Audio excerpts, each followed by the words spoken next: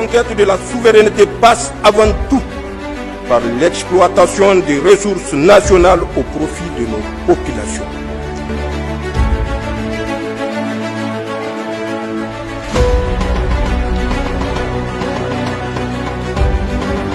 Recevons sur ce plateau le ministre de la Justice et des Droits de l'Homme, Garde des Sceaux.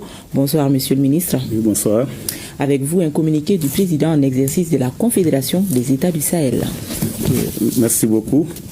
J'ai l'honneur de donner lecture d'un communiqué de presse des ministres chargés de la Justice et des Droits de l'Homme de la Confédération des États du Sahel, AES.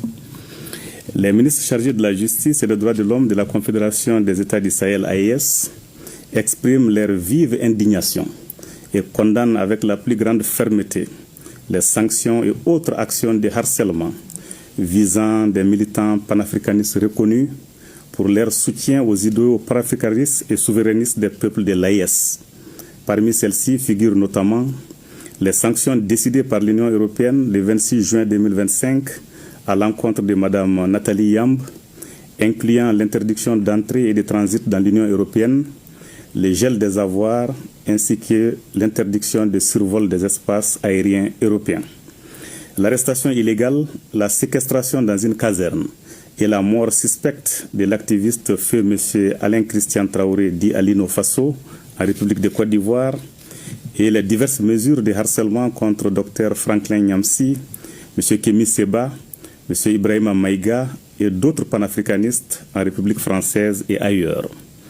Ces actes illégaux et inhumains constituent une atteinte grave aux libertés fondamentales et aux droits inaliénables et imprescriptibles de la personne humaine, en l'occurrence la liberté d'opinion, la liberté d'expression, le droit à la vie et le droit à l'intégrité physique. Ils violent de surcroît les principes mêmes de la Déclaration universelle des droits de l'homme, de la Charte africaine des droits de l'homme et des peuples et de la Charte des droits fondamentaux de l'Union européenne. Ces sanctions, présentées sous le prétexte fallacieux de la lutte contre une prétendue influence extérieure, et ces actes ignobles ne sont en réalité qu'une tentative de museler les voix africaines qui revendiquent la fin du néocolonialisme et la construction d'un ordre international plus juste et équitable. En conséquence, 1.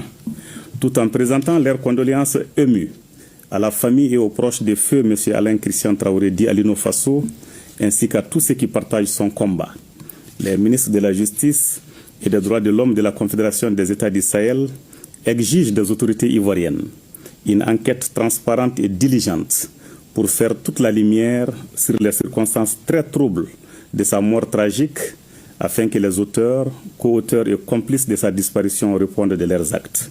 2.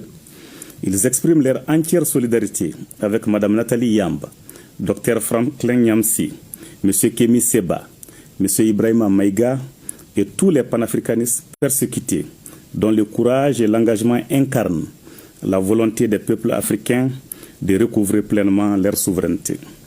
En outre, ils demandent aux autorités françaises de respecter les valeurs et principes qu'elles ne cessent d'instrumentaliser pour déstabiliser l'AES. 3.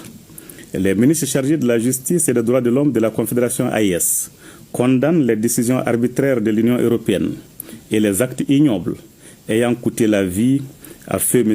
Alain Christian Traoré dit Alino Faso, décisions et actes contraires aux principes du droit international et aux valeurs universelles qu'il proclame. Les ministres chargés de la Justice et des Droits de l'Homme de la Confédération AES réaffirment leur soutien indéfectible à tous les militants panafricanistes qui, en Afrique et dans la diaspora, se battent pour l'émancipation totale du continent. Les ministres chargés de la Justice et des Droits de l'Homme de la Confédération AES appellent les organisations et les peuples africains à renforcer leur unité et leur solidarité face aux tentatives extérieures d'intimidation et de répression. Les ministres chargés de la Justice et des Droits de l'Homme de la Confédération des États du Sahel AES rappellent enfin que les tentatives d'intimidation et de répression extérieure ne feront que renforcer la détermination des peuples africains à bâtir une Afrique souveraine, unie et respectée dans le concert des nations. Fait à Bamako, le 25 août 2025, pour les ministres chargés de la Justice et des Droits de l'Homme de la Confédération des États du Sahel AES, Mamoudou Kassogué, ministre de la Justice et des Droits de l'Homme, garde des Sceaux de la République du Mali. Je vous remercie. Merci à vous également, monsieur le ministre.